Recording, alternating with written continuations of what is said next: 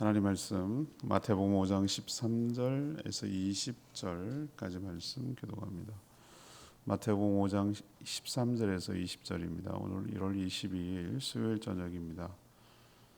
1월 22일자 본문 마태복음 5장 13절에서 20절까지 말씀 교독하겠습니다.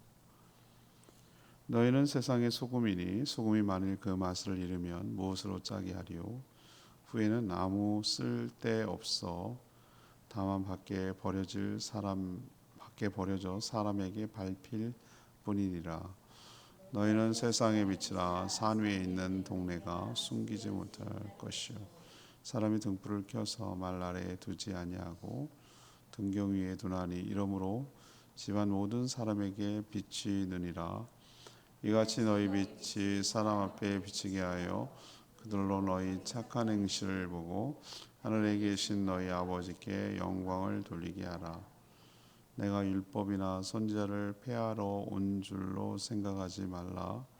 폐하러 온 것이 아니요 완전하게 하려 함이라. 진실로 너에게 이르노니 천지가 없어지기 전에는 율법의 1.1획도 결코 없어지지 아니하고 다 이루리라. 그러므로 누구든지 이 계명 중에 지극히 작은 것 하나라도 버리고 또 그같이 사람을 가르치는 자는 천국에서 지극히 작다 일컬음을 받을 것이요 누구든지 이를 행하며 가르치는 자는 천국에서 크다 일컬음을 받으리라. 내가 너희에게 이르노니 너희 의가 서기관과 바리새인보다 더 낫지 못하면 곧 천국에 들어가지 못하리라. 아멘. 예수님은 제자들에게 너희가 세상의 소금이라고 하셨습니다. 소금의 맛을 잃으면 짜게 할 수가 없고 버려져 밟힌다고 경고하셨습니다. 또 성도는 제자는 예수 그리스도의 제자는 세상의 빛이라 하셨습니다. 높은 데 두어 밝게 하듯 착한 행실을 통해 하나님께 영광 돌리게 하라고 하셨습니다. 또 자신은 구약을 없애려고 온 것이 아니고 완성하려고 왔으며 율법은 없어지지 않을 것이니 작은 것이라도 가르치며 행하며 살라고 촉구하는 내용이 오늘 내용이 되겠습니다. 오늘 질문은 성도는 어떻게 신앙생활을 해야 합니까? 성도는 어떻게 신앙생활을 해야 합니까? 먼저 13절에서 16절까지 말씀입니다. 착한 행실로 하나님께 영광을 돌려야 합니다. 착한 행실로 하나님께 영광을 돌려야 합니다. 예수님은 산상수훈, 또 다른 말로 산상보훈, 수, 빼어날 수, 보, 보배로울 보, 최고의 교훈, 이런 의미로 산에서 한 최고의 교훈이 마태복음 앞부분에 들어가 있죠. 산상수훈을 전하는 그 현장에서 제자들의 정체성, 여기서 제자라고 말하는 것은 1차적으로는 예수님의 말씀을 듣는 무리, 예수님을 따르는 자들, 더 측근은 12제자, 더 하면은 3명의 제자, 더 나가면 70명의 제자, 이렇게 생각하겠지만 훗날 이 기록으로 볼 때 바로 우리가 그리스도의 제자의 삶을 살아가기 때문에 우리가 바로 제자, 그리스도의 제자인 줄로 압니다. 제자와 사도는 하나의 차이예요. 제자는 주님으로 가까이 있어서 배우는, 주님을 닮아가는, 배워가는 자를 제자라고 하고, 사도는 그런 훈련이 끝나고 또 하나님의 예수 그리스도의 보냄을 받아서 나가서 주의 사역을 감당하는 자를 주의 사도들이라고 불러요. 제자가 곧 사도가 되는 것이죠. 그러나 사도부터 되는 것이 아니고 제자부터 되어야 되는 거예요. 우리는 주의 제자가 되어야 됩니다. 그래야 사도의 역할을 감당할 수가 있어요. 가정교회 모토가 뭡니까? 자꾸 영혼 구원에 집중하는데 그 뒤도 굉장히 중요해요. 영혼을 구원하여 뭐 하자고요? 주님의 제자 삼는 교회. 제자 삼는 교회. 더 나가서는 제자로 살아가는 교회.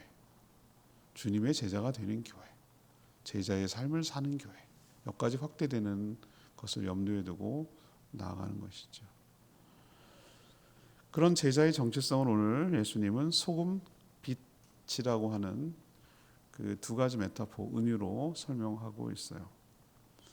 오늘 말씀 중에 너희는 빛과 소금이 되어라. 미션 스쿨 중에 빛과 소금, 뭐 영광교회, 뭐 영광 교회들 이름도 많고 영광학교 뭐 이런 많아요. 빛과 소금이 되자. 뭐 여기서 그런 얘기 하지 않았어요. 여러분 동사를 주목하셔야 돼요. 너희는 세상의 뭐니? 소금이라고 그랬어요. 정체성과 존재에 대해서 얘기를 하는 거예요. 그렇게 되란 얘기가 아니라 넌 이미 세상에 빛이고 넌 이미 세상에 뭐다? 소금이라는 거예요. 제자의 정체성이 그거라는 거예요.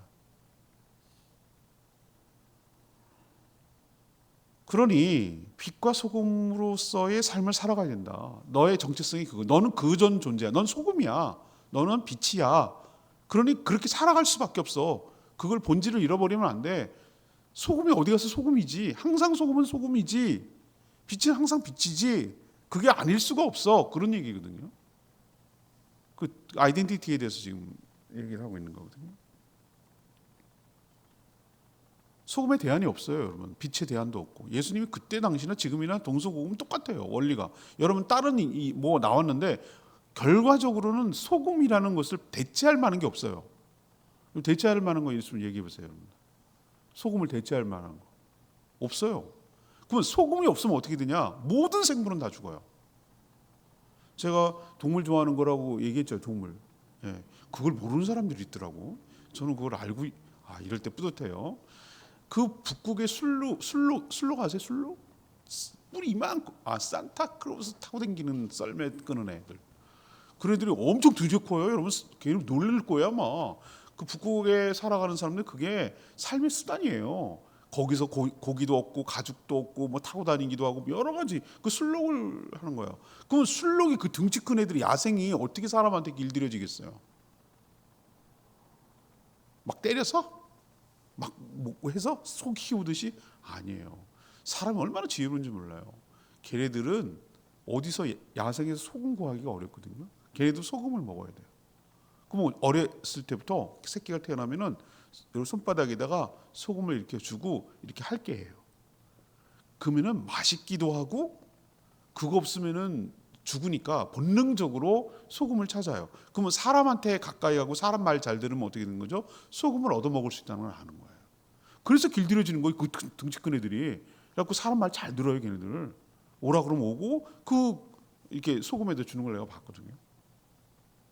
소금으로 대체할 수 있는 게 있나요? 없어요. 근데 오늘 뭐라고 합니까? 소금이 만약에 그 맛을 잃어버린다면, 여기서 맛이라고 해서 짠맛이라고 말하는 것도 있지만 그 뒤에 여러 가지 의미도 있어요. 소금이 뭐죠? 부패에 관한 뭐 것도 있고 여러 가지 의미가 있는데 아무튼 맛이 가장 핵심이죠. 짠맛은 단순히 맛을 내는 게 아니라 제가 아까 말했잖아요. 생명과 직결되는 일이라고. 사람이 아무리 금식 기도를 해도 제가 40일 해도 뭐는 꼭 먹었다고 그랬죠? 소금 알갱이는 먹었어요. 근데 혹시 또 그냥 맛소금 먹으면 안 돼요, 그럴 때? 금식이 누가 그러더라고. 천일염을 먹어요. 천일염. 좋은 소금 먹어야 돼요. 안 그러면 내장이 썩어 들어간다고 그러더라고. 그게 무서운 말이라는 걸 알았어요. 그래서 최소한의 생명 유지를 위해서 소금은 먹어야 되는 거예요. 맛을 만약에 잃어버린다. 짜게 할 대안이 없어요. 뭘로 짜게 할 거냐는 거예요. 예수님 참 지혜로운 분이에요. 뭘로 짜게 할 거냐 이거예요. 이 얘기가 굉장히 부담감으로 다가오고 우리 정체성에 대한 그거예요. 만약에 성도가 성도의 소금의 역할을 감당하면 다른 대안이 없다는 거예요.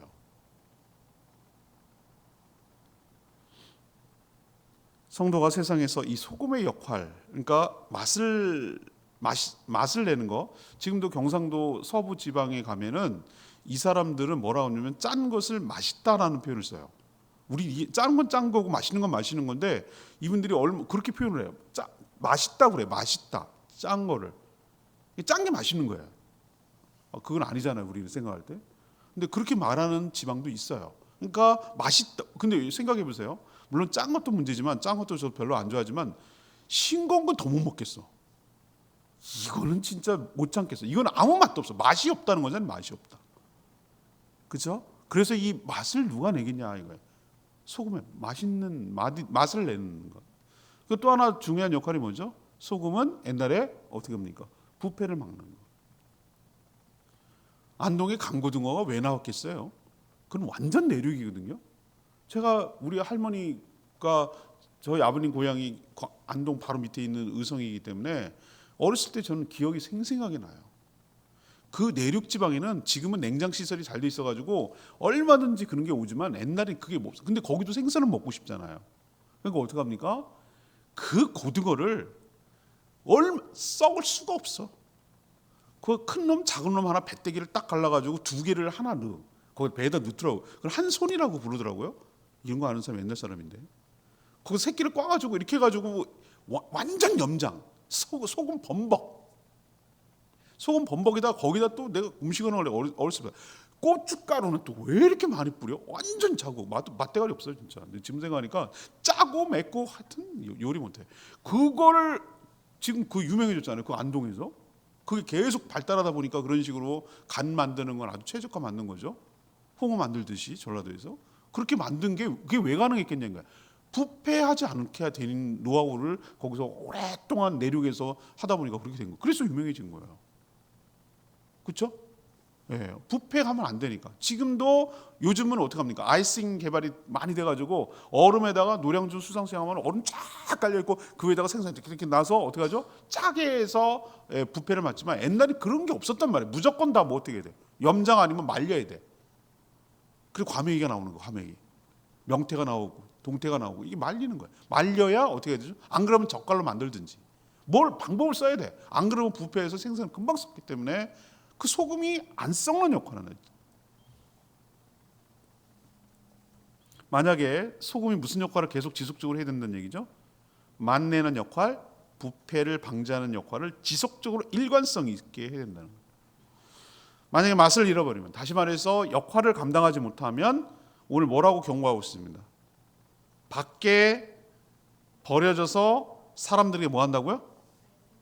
밟힌대요. 밟힌대요. 전 이 말 들으면서 이건 한두 번 본 게 아닌데 여러분 이 성경 여러분 몇 번 읽었어요? 수백 번도 읽었겠죠? 이 표현 안 읽었어요? 통독하셔야 돼요. 여러분 통독하셔야. 근데 여러분 새롭게 다가오지 않으세요? 아무 느낌 없으세요? 만약에 성도가 소금의 역할을 감당하지 못하면 예수님 뭐라고 그랬어요? 밖에 버려져서 사람에게 밟힌대요. 근데 이 말이 왜 이렇게 실감나게 다가오죠 요즘? 우리 성도가 사회에서 이 세상에서 역할을 감당하지 못하니까 밟혀요. 아주 짓밟혀요. 요즘 느낌이 딱 그래요. 짓밟힌다는 느낌을 받아요. 이렇게 참담할 수가 없어요. 예수 그리스도가 이게 아닌데 이게 결과적으로 뭐냐? 빛과 소금의 역할을 감당 못하니까 교회가 세상을 염려하고 썩지 않도록 해야 되는데 오히려 세상이 교회를 두고 염려하고 걱정해요. 너네 좀 잘하라고. 개탄스럽습니다. 예수님이 이 말씀을 들으면서 울어야 돼요. 우리는 울어야 돼요. 우리가 뭘 못하는구나? 소금 역할을 못하는 거구나. 부패를 방지할 역할을 하지 못하는구나. 그러니까 버려서 밟히는구나. 이런 것에 대한 어떤 자괴감 같은 거 느끼게 되고 깊은 하나님 앞에 어떤 뭐라 그럴까? 하나님 앞에 성찰과 하나님 앞에 두려움과 하나님 앞에 책망을 듣는 마음으로 통회하고 자복할 마음이 필요해요. 같은 맥락에서 빛은 무엇입니까? 왜 있습니까? 빛은 어둠을 밝히는 데 있습니다. 빛의 목적이 뭡니까? 왜 핸드폰에 손전등 기능이 있습니까? 어두운데 빛이라. 옛날에는 저희 할머니 기억이 저는 그 어렸을 때 추억이 굉장히 중요하더라고. 할머니들 해주는 게. 그 논두랑의 수요에 이때 무섭잖아요. 잘못하면 논에 빠지는 거예요. 얼마나 무서운데요, 그게. 그 요만한 길을 따라간다. 할머니 어렸을 때, 꼬맹이 때 치맛자락 붙들고 근데 옛날에는 그것도 없다가 나중에 동그랗게 생긴 거, 긴 거, 이게 두꺼운 거 있어요. 랜턴. 그죠? 그거를 키우고 그때는 세상 좋아졌다니까. 옛날에 그것도 없고 조그만 후레쉬. 손전등 요만한 거 있어요. 그거 키우고 다니다가 나중에 좀 큰 거 이게 들고 다녔단 말이에요. 그거 없으면은 큰일 나요. 보름달이라도 뜨면 괜찮아. 보름달이 아니고 금음달, 이 초승달 되면 굉장히 실족한단 말이에요. 그 역할이에요. 그 역할. 성도는 뭐 해야 된다고요? 빛이라고. 그러면은 어둠은 뭐예요? 어둠은 뭐가 없는 겁니까? 어둠이라는 게 있습니까? 아니에요. 어둠이라는 건 원래 없어요. 뭐가 없기 때문에 어둠이죠? 빛이 없기 때문에 어둠인 거예요. 맞죠? 이것도 굉장히 중요해요. 그리고 어둠은 빛을 이기지 못해요. 빛이 있는 순간 어둠은 물러가게 돼 있어요. 어느 순간 조그만 빛이라도 있으면 어둠은 물러가게 돼 있어요. 이 은유를 예수님이 얼마나 적절하게 썼냐면, 성도가 빛의 역할을 감당하면 어둠은 뭐 하는 거야? 물러가게 돼 있어요. 어둠이 빛을 이기지 못해요. 어둠은 빛의 부재예요. 없는 거예요. 세상이 이렇게 어둡다고 개탄하고 탄식하고 질타하고 원망하기 이전에 네가 어둠을 밝히는 빛의 역할을 감당 못했다는 뜻이에요. 이 말을 들으니까 너무 이 말이 아프게 다가오는 거예요. 이번 말씀을 준비하면. 앞에서 어제 말씀과 우리 전도사님 잘 전했을 거라고 믿어요. 원고를 다 올려놓고 가긴 했지만. 뭘 얘기했죠 어저께? 팔복 얘기했을 거예요. 저는 팔복이라고 하면 뭐라고 그랬다고요? 구복이라고 했어요. 구복. 주일날 얘기할게요. 왜 구복인지. 팔복 틀렸어요. 9가지. 내가 쉬어봤어. 진짜로 그런가. 복 있는 자는 9개도만 복이 있다고 그럴 때 9개. 그래서 저는 팔복이라고 안 하고 구복이라고 할게요. 구복이 맞는 것 같아요. 그래서 팔복을 통해 세상과는 다른 삶을 보여야 된다라고 오늘 예수님이 얘기했어요. 착한 행실은 무슨 도덕 윤리가 아니라 너희 착한 행실을 해서 여러 사람을 비추어가라고 그러는데, 이 구복처럼 세상 사람들과 다른 가치관과 성품으로 살아가는 성도의 삶을 보고 우리는 빛이다 소금이다 말하고 이것을 두고 착한 행실이다 말하는 거예요. 어려운 사람 도와주고 뭐 사회복지 거기 뭐 열매에다가 뭐 후원하고 적십자 회비 잘 내고 뭐 이런 게 착한 행실이 아니고, 물론 그 착한 행실이 아니라는 건 아니에요. 아닌 건 아닌데 그 정도 수준이 아니고 천국을 소유한 사람으로서 심령이 가난한 자는 복인, 애통하는 자, 온유한 자 이렇게 살아가는 다른 삶을 살아가는 것을 두고 착한 행실이다 말하는 거죠. 이렇게 할 때 빛과 소금의 역할을 감당할 수 있고 그것을 통해 하나님께 칭송과 영광이 돌아가고 교회의 권위는 예수 그리스도의 존귀함이 드러나 교회의 권위는 다시 회복되게 될 줄 믿습니다. 이게 주님이 주시는 첫 번째 메시지예요. 자, 두 번째, 성도의 삶을 어떻게 살아야 되는가? 17, 18 하나님의 말씀을 따라서 살려고 해야 된다. 하나님의 말씀을 따라서 살려고 해야 된다. 예수님 당시 주류 종파라고 할 수 있는 바리새파 그리고 사두개파와 예수님이 여러 번 충돌했어요. 죄인들과 어울려서 식사까지 했죠. 예수님은. 그러니까 바리새파 사람들로서는 도저히 수용할 수 없는, 감당할 수 없는 파격의 연속이었어요. 예수님은 굉장히 어떤 면에서 굉장히 아주 그냥 혁명적이에요. 굉장히 감당이 안 될 정도로 굉장한 사회 이슈를 일으키는 진보적인 사람이었어요. 그 당시 주류로 보면. 당시 사람들은 예수님이 기존 질서를 완전히 엎어버리고 새로운 질서를 만들려고 하는 것으로 오해했어요. 감당할 수 없는 수준으로 얘기하니까. 여러분, 한편은 맞고 한편은 이 말이 틀립니다. 오늘 예수님이 아주 중요한 말씀을 하셨어요. 어떤 말씀을 하셨죠? 예수님은 내가 율법이나 선지자가 뭐예요? 17절에 율법이나 선지자가 뭡니까? 이거는 예수님 당시에 쓰는 관용구예요. 관용구라는 것은 그냥 일상적으로 쓰는 말인데 우리는 지금 뭘로 정리되어 있습니까? 이것이 여기 시편까지 더해져서 찬송과 가사까지 더해져서 이 총합을 다 편집해가지고 뭘로 만들고 있죠? 구약이라고 지칭해요. 그때 당시는 그게 없었어요. 예수님 당시에는 그게 없고 다 따로 있었어요. 다 따로. 그래서 율법서, 그럼 모세오경, 창세기, 출애굽기, 레위기, 민수기 요까지를 하고, 역사서는 진의 역사니까 역대기 기록되지 않느하더냐 뭐 이러면서 역대 지략이 어쩌고저쩌고 그 역사서가 따로 진의 역사니까 갖고 있었고, 또 하나는 찬송가, 시편, 뭐 시가서 있잖아요. 욥기, 뭐 잠언 요것도 따로 갖고 있었고, 또 하나 갖고 있었던 게 뭡니까? 선지자들이 활동했던 거, 예언했던 거, 이걸 다 뚫뚫뚫뚫 뭉치면 뭐가 되는 거예요?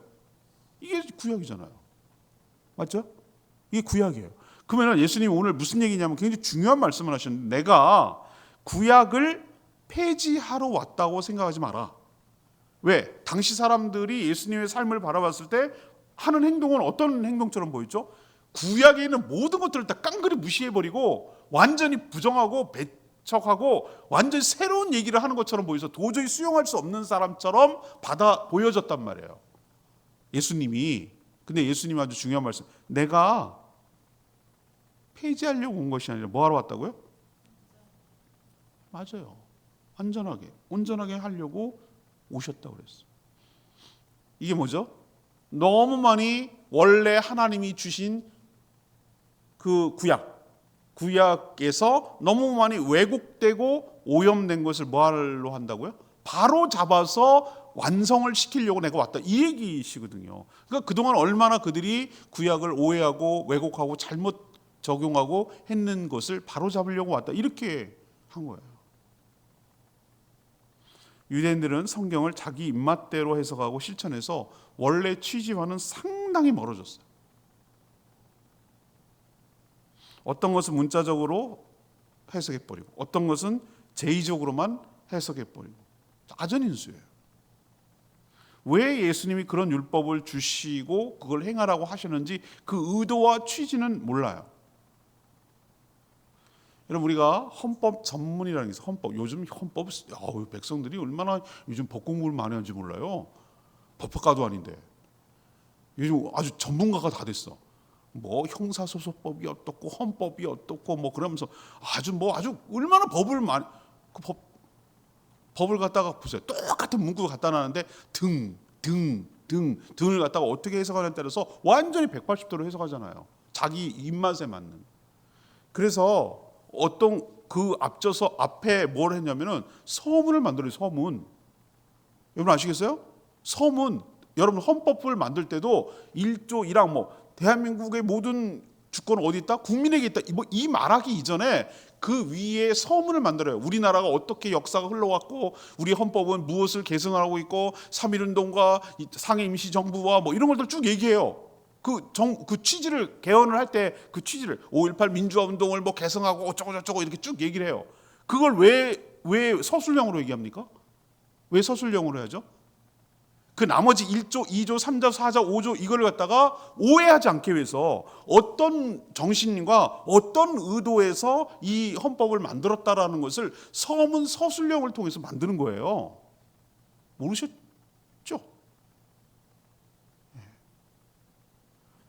하나님께서 아주 디테일하게 뭐 하지 마라 뭐 이런 거 있지만 하나님은 가장 기본적인, 여러분 십계명을 여러분 잘 보세요. 제가 왜 십계명을 1번 십계명 1 내 앞에 다른 신을 두지 말라, 왜 그것부터 안 하고 왜 앞에 얘기하죠?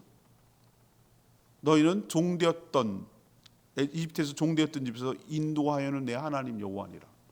그걸 왜 얘기를 하죠? 그게 중요한 거예요. 왜 중요하냐? 너희들이 구원받지 못할 존재였는데 하나님의 은혜와 능력으로, 전적인 하나님의 은혜와 능력으로 구원을 받았으니, 오케이?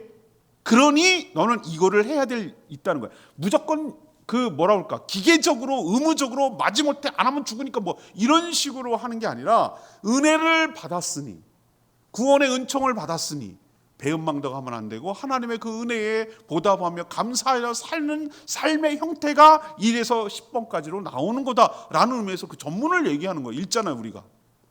이해되시죠? 그래야 헌법의 취지를 알아야 그 헌법의 의도를 알듯이 그 율법과 선지자의 의도를 알아야 하나님이 뭘 얘기하고 싶어 하는지를 아는데 그거는 다 버려버리고 지 입맛대로. 저도 성경을 자주 인용하지만 정말 제가 목사로서 참 쳐다보면 기가 막힐 때가 한둘이 아니에요. 기가 막힐 때가 한둘이 아니라고. 우리는 10계명 중에 3계명을 어길 때가 얼마나 많다는 생각을 저는 많이 합니다. 3계명이 뭡니까? 우리 1, 2계명은 확실해서 뭔가 알 것 같아. 3계명, 하나님의 이름을 망령되게 부르지 말라. 이게 무슨 말 같으세요, 여러분? 하나님께 함부로 서운하지 마라? 예, 그것도 해당돼요. 그게 뭐냐면은 하나님 이용해서 네 좋은 대로 이용해 먹지 말라고 그 얘기해요. 근데 우리는 하나님 이용 잘 내먹어요. 저도 잘 이용해 먹고요. 내가 힘 없으니까 하나님의 권위를 이용해 가지고 상대방을 눌러버리려고 성경 말씀을 인용할 때가 많아요. 저 그런 사람들 되게 많이 봤어요. 예수 잘 믿는다고 하는 사람 상대방을 누르려고 자기의 필요한 말씀을 짜집기 해가지고 거기 갖다가 대더라고. 그게 3계명을 어기는 거예요. 하나님 질서의 하나님이래요. 그래서 질서의 하나님 맞지. 근데 왜 질서의 하나님이라 갖다가 하는 거 같더니 조용하라고. 나 그렇게 논리를 피는 사람들 보고 3계명을 어기고 있구나 할 때 들었어요. 오늘 예수님의 이 말씀 잘 명심해야 될 줄 압니다. 예수님 뭐하러 왔다고요? 율법을 폐지하는 것이 아니라 완성한다, 제대로 알게 한다, 어떤 의미인지를 알게 하려고 한다. 이 뜻을 잘 아셔야 돼요. 그래서 우리는 모든 말씀을 어디 프리즘으로 봐야 됩니까? 어느 렌즈로? 예수 그리스도라는 렌즈로 성경을 바라볼 때 우리는 예수님의 의도대로 성경이 해석되고 왜곡하지 않고 예수님의 뜻에 맞춰서 살아갈 수 있게 될 줄 압니다. 하나님의 말씀 없어지지 않는다고 그랬어요. 다 이루어진다고 그랬어요. 그러니 제자의 삶은 무엇인가? 주신 구약, 신약 모두를 존중하고 그 의도와 취지가 무엇인지를 알아서 그대로 살려고 힘써야 한다. 이게 신앙생활 잘하는 것인 줄로 믿습니다. 세 번째는 무엇이냐? 19, 20절 하나님의 말씀을 가르치면서 또 행해야 한다. 예수님 구약이든 신약이든 자기 멋대로 더하거나 빼거나 이상하게 바꿔버리거나 입맛에 맞춰가지고 취사 선택하는 것에 대해서 매우 크게 경고했습니다. 하나님의 말씀은 아주 작은 것이라도 없어지지 않고 모두 다 이루어진다고 오늘 말씀하셨습니다. 사소해 보이는 거 작은 거라도 버리고 그것을 또 가르치는 자는 천국에서 뭐로 여긴다고요? 작은 자로 여길 것이라고 하셨어요. 반대로 모든 말씀을 가르치면서 동시에 자신도 행하는 사람을 큰 사람이라고 칭찬할 것이라고 하셨어요.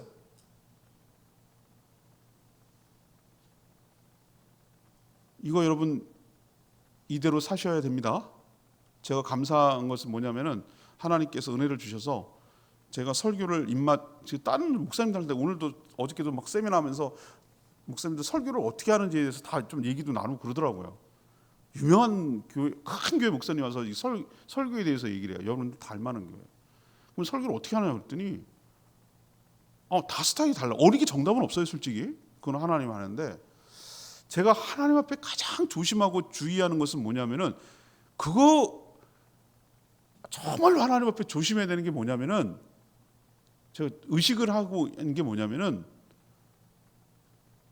내가 얘기하고 싶어서 성경을 인용하는 거예요. 설교하는 거예요. 그럼 진짜 위험하거든요. 그래서 제가 설교 본문도 내 입맛 따라서 고르는 거 보셨어요, 여러분들? 그러니까 무슨 얘기냐면은 나는 이것만 할 거야. 요한복음만, 사도신경만, 요한계시록만 그렇게 하지 않고 성도들이 편식하지 않게 하려고 말씀을 편식하지 않으려고 창세기부터 출애굽까지 골고루 그게 보기는 사람 편집의 의도이기도 하고 왔다 갔다 이렇게 골고루 모든 성경을 다 다룰 수 있다고. 그래서 레위기가 전하기도 어렵고 이해하기도 어려우니까 깊이 레위기를 설교하는 거예요. 깊이 대선. 요한계시록 어렵고 막 오해하고 그러니까 깊이 대서니까 이단이 거기 선점해가지고 이상하게 왜곡하잖아요. 모든 성경. 그래 우리 교회 홈페이지 들어가면 창세기부터 요한계시록까지 최소한 2번에서 3번은 다 들어있어요. 왜 그렇게 합니까? 그렇게 해야 편식이 없는 거예요. 내가 입맛에 맞춰서 요것만 이렇게 하면 안 돼요. 모든 성도들은 모든 성경을 다 알아야 할 권리가 있고 그 주부의 심정으로 주부가 먹기 싫다고 해가지고 어떻게 합니까? 아이들의 입맛은 누가 결정하냐면 주부가 결정하는 거예요. 우리 큰애 딸내미 4학년 때 초등학교 4학년 때 시키거리고 와가지고 그러잖아. 엄마 왜 우리는 감자탕 안 해줬어요? 니네 엄마가 싫어해 감자탕. 이제 초등학교 주일학교 선생님이 감자탕을 사준 모양이지. 그래서 그거 먹고 왔는데 어쩌면 내 입맛하고 지 입맛하고 똑같은지 몰라. 근데 엄마는 그걸 안 좋아하거든. 그러니까 못 먹은 거야. 그러니까 왜 안 주냐 이거야. 안 주기는 엄마가 안 주니까 못 먹는 거야. 그 맛을 처음 이제 눈 뜬 거죠, 애가. 그런 거예요. 제가 만약에 자꾸 그런 식으로만 얘기를 해버리면 우리 성도들은 편식하는 거예요. 영의 양식을 편식하는 거예요. 그래서 오늘 이 말씀 제가 했어요. 작은 것 하나라도 큰 거 그거 말고 작은 거 버리고 가르치는 자는 작다 그랬어요. 천국에서. 그러지 말고 반대로 모든 말씀을 가르치면서 동시에 또 제가 두렵고 떨리는 말이 뭐입니까? 너부터 해. 너가 해. 너가 하지 않는 거 하지 마. 얘기도 하지 마. 그게 제일 무섭고 두려운 말이에요. 제가 이게 제일 걸리는 말이기도 해요. 솔직히 말하면. 너나 잘하세요. 이런 말 들을까 봐 두려워요. 솔직히 말하면. 어떨 때는 자신이 없어요. 솔직히 말하면. 나도 그게 완벽하게 못해요. 그런데 성도들한테 그렇게 하라고 했을 때의 그 미안함과 막 그 죄책감이 들 때도 있긴 있어요. 어떤 말은 안 해서 그렇지. 근데 이게 중요해요. 뭐 하냐면은 동시에 모든 말씀을 가르치는 게 중요하고요. 또 하나 중요한 건 뭐예요? 동시에 뭐도 해야 된다고요? 자신도 그렇게 행하는 사람이 큰 사람이라고 칭찬할 거라고 그랬어요. 예수님이 그렇게 창명했던 바리새인 서기관보다 더 낫지 못하면 천국에 들어가지 못한다. 이게 왜 여기 맥락에서 나오죠? 그럼 바리새인보다 서기관보다 더 지독스럽게 성경을 적용해야 된다 그런 게 아니에요. 이들은 우리랑 경쟁할 수 없어요. 이들은 조미료에 11조도 하는 사람이니까 못 따라가요. 그런데 이것이 가능한 이유는 뭐죠?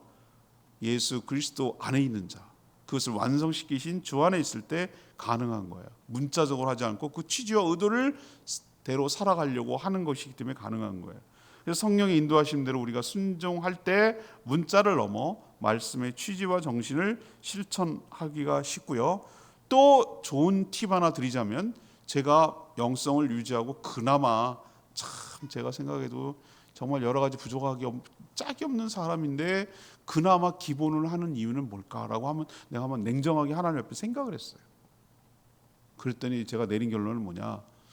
나는 정말 냅두면 막 하고 그냥 막 할까 봐 하나님께서 매일매일 말씀을 전해야 되니 숙제처럼 전해야 되니 이 말씀을 꼬박꼬박 준비해야 되는 게 나를 살렸구나. 이 말씀 맞잖아요. 가르치면서 행하는 자. 내가 가르치는 자가 되지 않았다면 설교가 가르치는 거냐? 그렇게 하면은 설교를 어떻게 보느냐에 따라서 선포냐, 설득이냐, 여러 가지 견점이 있지만 아무튼 가르치는 교육 효과도 있거든요. 그래서 내가 이렇게 말씀을 가르치려다 보니 내가 어떻게 합니까? 배워야 알아야 뭘 가르치지. 이게 무슨 뜻이라고 얘기를 해줘야 되잖아요. 그게 나를 살렸어요. 왜 이걸 큰 자라고 했는지 이제 알겠네. 말씀을 가르치려면 알아야 돼요. 뭘 가르치기 위해서 알지도 못하는데 가르치면서 동시에 어디가 해야 됩니까? 그대로 행하는 자가 천국에서 큰 자라고 인정받게 될 줄 믿습니다. 여러분들 이런 축복이 있게 되기를 원합니다.